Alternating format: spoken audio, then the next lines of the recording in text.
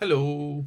Okay, so here is a little video on connecting all of your different modules and connecting your learning so that you can make your learning more efficient and you not feel like you're doing things over and over and over again. Now, there might be lots of conversations about things like self-plagiarism and stuff like that, but don't stress about that. That's a simple thing to solve, even if it is an issue, but it shouldn't be an issue. Let's jump right into it. So today we're going to talk about how to connect your learning between your modules or your subjects or your units, whatever you call them, with examples. Let's jump in. So first we have to understand what is connected learning. Connected learning is about seeing the connections between the different types of learning. And a simple example of something like this might be time management. Now, you need to have time management across a bunch of different modules, but you might learn it specifically in one module. So you take that learning and you use it in your other modules to keep yourself on time. Let's take a look. Now, I'll focus primarily on what we do here at USW, so let's take a look. So we have 4 distinct modules happening mainly. Now, they sit into 4 distinct areas, and we have more than 4 modules happening at a time, but they sit in distinct areas. So first we have kind of our design-based modules, and that overlaps with our communication modules. And then we have our technical modules, which overlap with both of those. And then we have our culture modules, which overlap with both of those, with all of those. And you can see that there's a significant overlap with these modules. Now, it's your job as a student to kind of see what those overlaps are. And they're really simple. So if we look at something like design, we do drawing in design, and you do drawing in communication.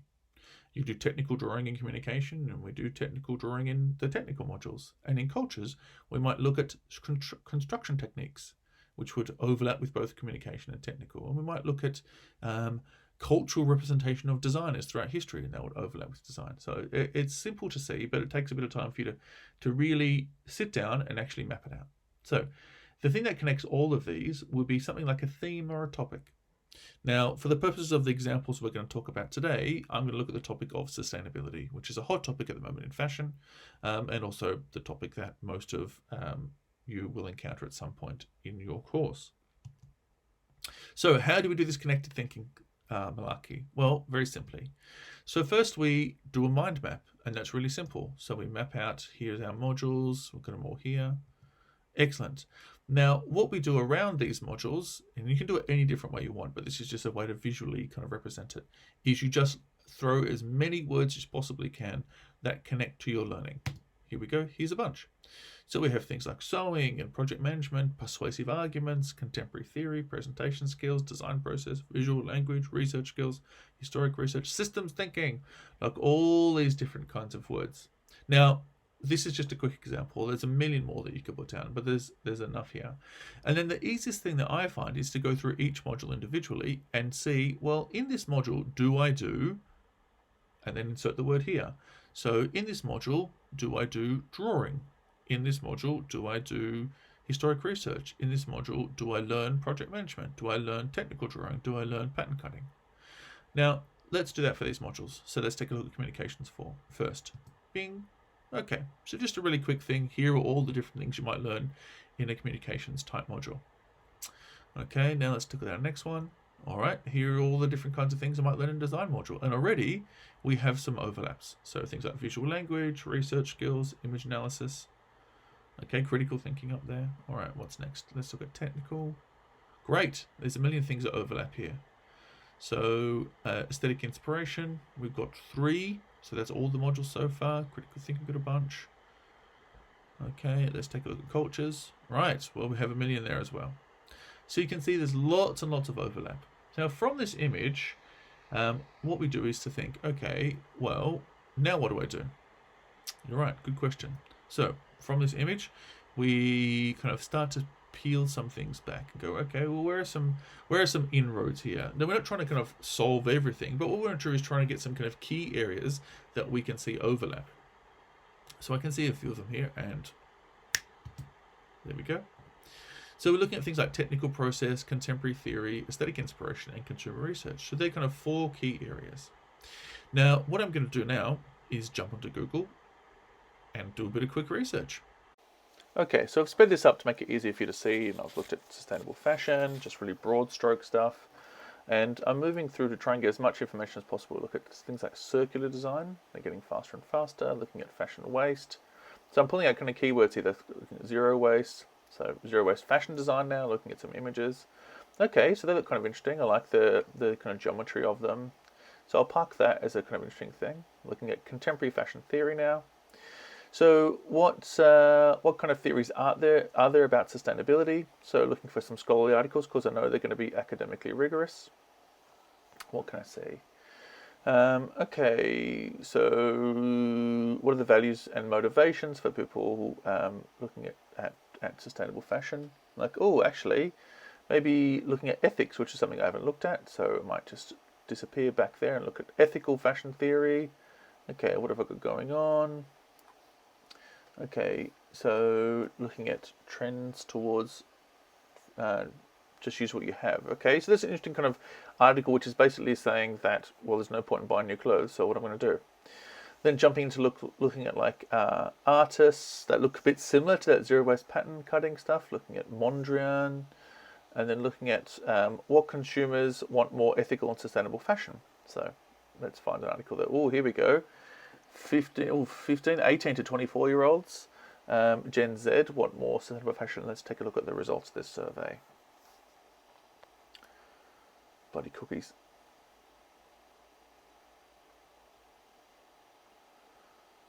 Okay, so looking at basically young people want sustainable fashion. That makes pretty clear sense. Okay, so if I'm driving here, I've got our zero waste pattern cutting, I've got hard abstraction or NP at Mondrian, and away we go. Okay, so now that I've done my quick research, I'm gonna break it down to a few key things. So we might look at zero waste pattern cutting as part of our technical process. We look at Pierre Mondrian, so looking at that art movement, and maybe kind of broadening that to abstract expressionism. I know he wasn't actually an abstract expressionist, but exploring or hard-edged abstraction, I should say, not abstract expressionist, different art movements, but looking at him as an inroad to exploring aesthetic inspirations.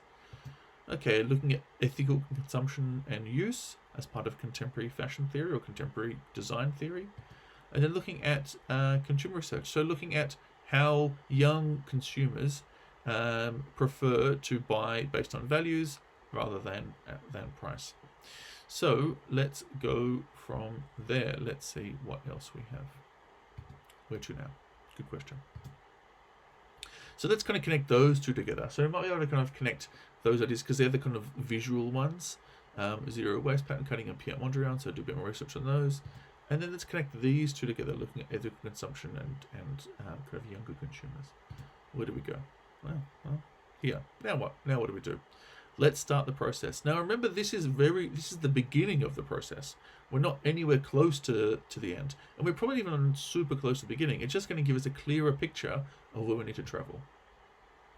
So we start with our aesthetic research. Now these are our two subcategories: zero waste pattern cutting and Pierre Mondrian.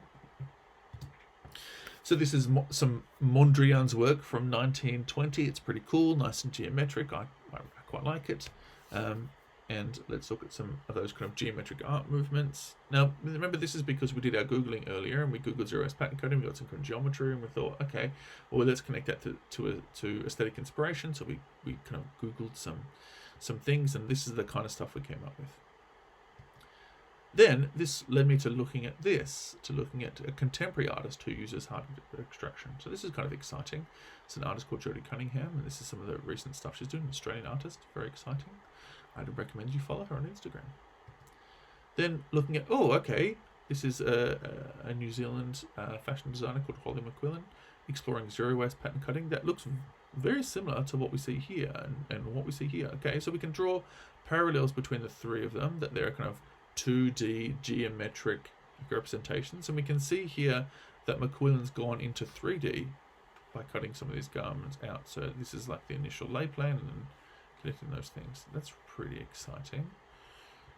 Okay, this is some more of Cunningham's work, and you can see her working now from 2 to 3D. So we're kind of building up these layers, and then working into installation, so installing in a physical space.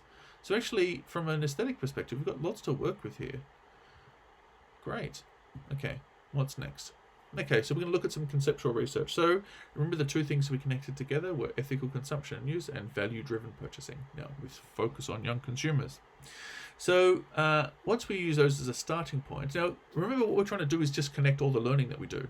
So it's not like we're trying to get to a kind of design or anything like that, but we're just kind of connecting all the ideas so that we know that, all right, so if I do any kind of learning that's about value-driven values in my cultures module and any research into kind of consumption in my design module, I could see how I could use that learning across those two modules. I could make better use of that learning and join everything up together. Okay, so here are, look, I get excited by 3D models. So here are our two. Now they look like they're singing carols, but that's what's happening. But they're our consumers for the purposes of today's argument. So let's ask some questions then. So we did our research, and we read some of those articles, and I would implore you to do that. Look at some scholarly articles. But a simple way in might be look at some YouTube videos. Now that's a simple way in. That's not the same as doing academic research, but it's a clear way in to help us break things open. So how does our consumer define ethical consumption? Good question. That might be worth some research. How do they use clothes? That's a really interesting one. Talk about this kind of use phase of clothing being significantly damaged on the environment. How do our kind of consumers use clothes? Might be worth asking some people. How do they buy clothes? Another one might be worth looking at, well, where retail trends are going, or is retail a thing of the past? Are people borrowing more? Are they renting more? Are they buying on the second-hand market? Is Depop becoming a place where people buy more clothes than mainstream shops? And what do they... Oh dear, let's go back to that. What do they want their clothes to say about their values? Good question. So is a slogan t-shirt enough? Do they want their labels? Do they want their designers? Do they want the places they purchase from to kind of have a clear set of values that align with theirs?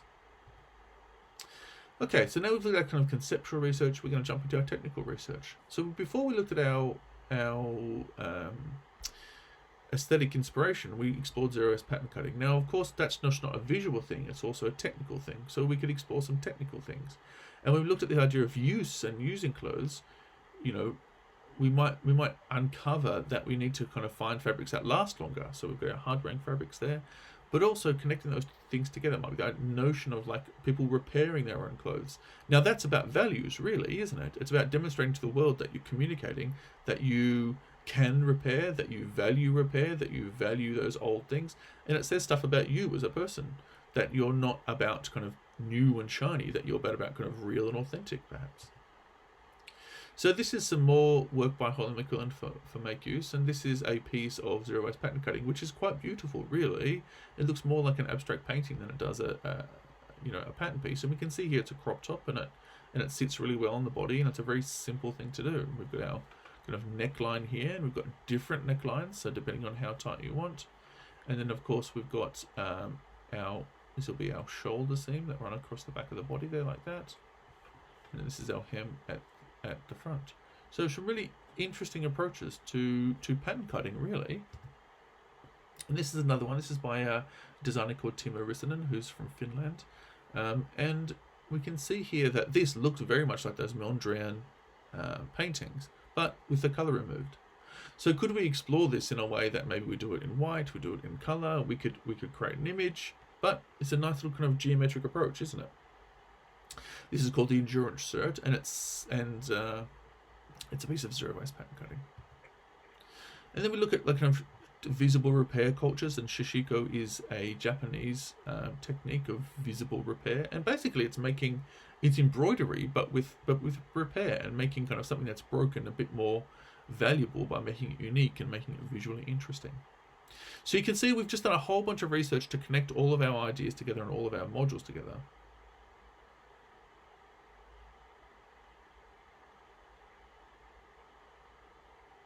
So let's see where to go from here. Some hard-wearing fabrics as well. So looking at things that maybe get better with use, things like leather and things like denim, kind of gain more value with use. They kind of gain more kind of, I don't know, more cachet. The person with the most, worn out leather jacket is probably the person who's been riding the motorcycles the longest out of the group of people. So then what we might do is start to define our draft concepts. So kind of the ideas that we might be wanting to explore through all the different modules, or over the semester, or over the term, however you define it. Just some things that might drive us. So remember, our modules have 3 distinct areas. They have what we want to say, they have what we want to happen, and then we have who we want to say it to, really, really clearly. And here's a draft one that I've produced, really, really broad for this. This might be this term. I might look at this idea of clothes communicating who we are, and that they should grow and change with us. Certainly, this pandemic has made us all change and grow and be different people than we were at the beginning. So maybe we look at how our clothes might do that with us. And then what we want to happen is we want to help people articulate who they are over a long period of time, maybe years. If people are buying into values-driven purchasing at kind of 15, people who are 25 are really different to when they're 15. So we maybe think, okay, 10 years? Do the garments have to last for 10 years, in which case they have to grow with the person? And the person we're trying to talk to is our kind of young consumers who want to communicate their values, want to kind of separate themselves from other people. So this is a really broad thing that we might produce, a way of connecting all the different learning that we do across our different modules.